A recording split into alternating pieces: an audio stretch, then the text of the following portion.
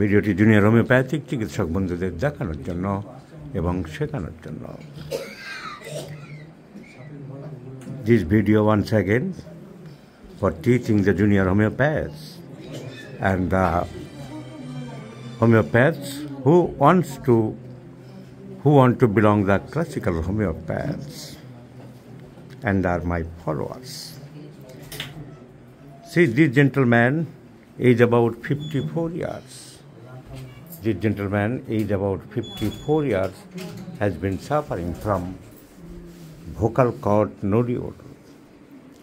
vocal cord nodule, vocal কর্ডের মধ্যে ছোট্ট tumour জাতীয় গ্রোথ হয় গলার ভোকাল কর্ড, যাকে বলা হয় ফোনেশন বক্স, যেখান থেকে সাউন্ড তৈরি হয়। তো সেখানে যদি ডিস্টার্ব হয়, টিউমার হয়, কোনো ড্রেন দিয়ে জল পাস করছে, তার মাঝখানে যদি কিছু আটকে যায়, তাহলে ঠিকমতো যেমন জল পাস করতে পারে না। শরীরের যে কোনো জায়গায় টিউমার হলে তার কাজকর্মের ডিস্টার্ব হবে। ইসোফেগাসের টিউমার হলে খাবার ঠিকমতো যেতে পারবে না।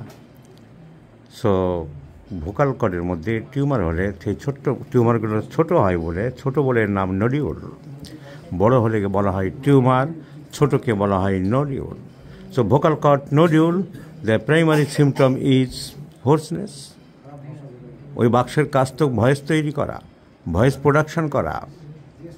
এবং হারমোনিয়ামের রিটে এক একটা যে রিড চাপলে যেমন আলাদা আলাদা ভয়েস তৈরি হয়, প্রকৃতির নিয়মে একটাই মাত্র বাক্স, সেখান থেকেই হাজার রকম ভয়েস তৈরি হচ্ছে।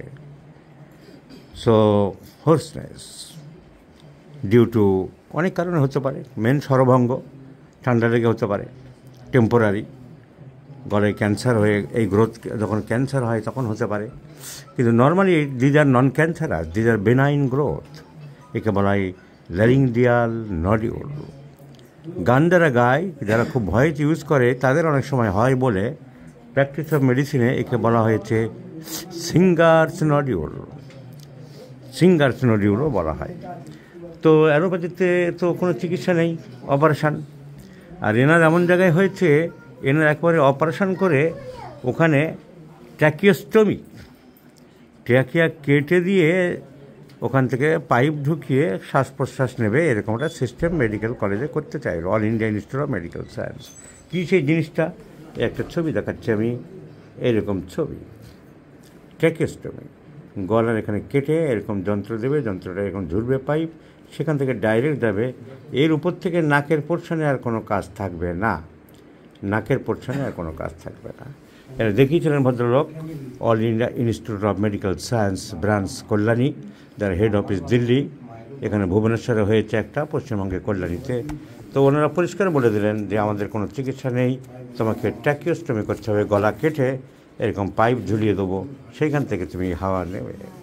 এই নডিউল ফরমেশন ছবি এঁকে দেখিয়ে দিয়েছে, দেখে পরিষ্কার বলে দিয়েছে ট্র্যাকিওস্টমি, ইট নিডস ট্র্যাকিওস্টমি। আমাদের আর কিছু করতে পারবো না, তোমাকে ট্র্যাকিওস্টমি করতে হবে, তুমি আর্জেন্ট অ্যাডমিশন নাও, তাড়াতাড়ি ভর্তি হয়ে যাও। কিন্তু উনি ভয় পেয়ে গেলেন, ভর্তি হননি। তো সেটাও ওরা লিখলো, patient party are not interested, তারা ভর্তি হতে চাইল না। Patient party therefore will not hold any doctor, কোনো ডাক্তারকে আর দেখাতেও চাইল না যে আমি অপারেশন করবো না, আমাকে দয়া করে বিদায় দিন। তো সই টই করিয়ে নিয়ে যে আমাদের আর কোনো তত্ত্বাবধানে তুমি রইল না, সই করে নিয়ে ওনাকে বিদায় করে দিল। তারপরে সাদা পাতা, উনি বিদায় হয়ে চলে আসলেন। অপারেশন চান না, হোমিওপ্যাথিতে কিছু করা যায় কিনা এটা আমাদের কাছে আসলেন। এখন আমাদের দায়িত্ব, উইদাউট অপারেশন এই নডিউল ঠিক করা যাবে কি না। প্রশ্ন, এই নডিউল কি ঠিক করা যাবে? 100% যাবে। ট্র্যাকিওস্টমি করার এই ভদ্রলোকের কোনো দরকার নেই। এমনি আমরা যদি আঁচিল ছাড়াতে পারি, সিস্ট ছাড়াতে পারি, কোনো গ্রোথ ছাড়াতে পারি, কোনো টিউমার সারাতে পারি, এই নডিউলও সারবে এবং আমরা বহু কেসে সাকসেস হচ্ছে। কিন্তু যে ট্রিটমেন্ট, যেসব চিকিৎসকরা এই নডিউলের পিছনে দৌড়াবে, যে টিউমার হয়েছে বা গ্রোথ হয়েছে বা আঁচিল হয়েছে, কী ওষুধ দেবো, তাহলে তাকে ঠকতে হবে। সেও ঠকবে, রোগীও আরোগ্য হবে না। So the mode of treatment in homeopathy is the same and eternal, একই রকম চলছে since 1810। 1810 সালে যখন হোমিওপ্যাথি এস্টাবলিশড হলো, 1790 সালে যখন আবিষ্কার হলো, তখন থেকে যে ফর্মুলা, সেই একই ফর্মুলায় চিকিৎসা করতে হবে। এই ফর্মুলার বাইরে গিয়ে যারা বিভিন্ন রকম টনসিলের ওষুধ, নডুলের ওষুধ, অর্শের ওষুধ, লিউকোরিয়ার ওষুধ, স্কিন ডিজিজের ওষুধ, একজিমার ওষুধ খুঁজতে গেছে, তারা মুখ থুবড়ে পড়েছে।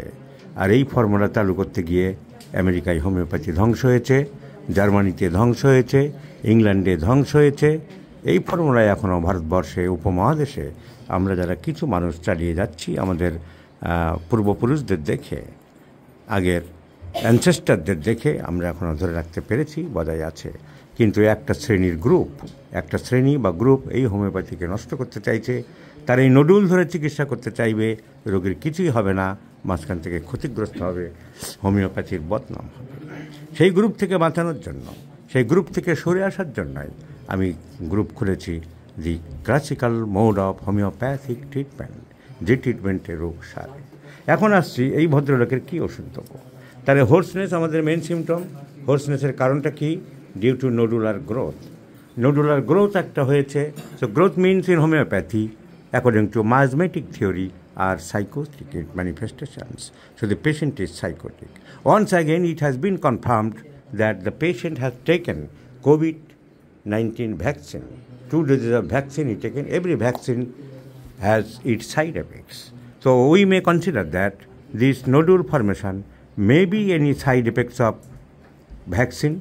So considering the history, whether any bad effects of vaccine and this nodular growth, on antipsychotic medicine is required. And among the antipsychotic medicines, some of the symptoms of the patient require T-oxidantales, because there are odds and modes here and there, sensation as if someone following from the behind, etc. So I do like to prescribe T-oxidantales in 50 millisimal scale of potency, and let's see the result, my friends. I shall show you the result after 3 months. কেমন ভয়েসটা আছে at present, তার একটা sample আমি ওনার সঙ্গে কথা বলে দেখে রাখলাম। যারা ভিডিও লক্ষ্য করছেন, ভিডিও নাম্বার দেখে রাখুন। 3 মাস পরে আমি ফলো আপ তো অবশ্যই দেবো। আর ওনার সাথে কথা বলে এখন ভয়েসের কন্ডিশন কী আছে দেখিয়ে রাখলাম। আপনার নাম বলুন। বিশ্বজিৎ দেবনাথ। বাড়ি কোথায়? নবদ্বীপ ঘাট, জন্মাদিয়া। এটা হয়েছে কতদিন? এটা মাস 1.5 ধরে দেখা দিচ্ছে। আপনি সঙ্গে সঙ্গে এমসে গিয়েছিলেন কল্যাণী, তারপর যে কাটাকুটির ব্যাপার বললো, আপনি ভয়ে আর চিকিৎসা কন্টিনিউ করেন, চলে এসেছেন। কথা হবে না। আশা করছি আপনাকে আরোগ্য করতে সক্ষম হব। দেখা যাক, আপনি ওষুধটা গুছিয়ে যেভাবে বলছি সেইভাবে খেয়ে যান। আর কথা কম বলতে হবে, আর ধূমপান বন্ধ করতে হবে। আর কথা যতটা পারবেন কম বলুন। ওর উপরে কথা বললে, যে কথা বলার যন্ত্র, তার উপরে টিউমার হয়েছে, ওখানে চাপ পড়ছে। সেই চাপ চোখে দেখা যাচ্ছে না, কিন্তু চাপ পড়ছে। So let's see the result, my friends. I shall share you.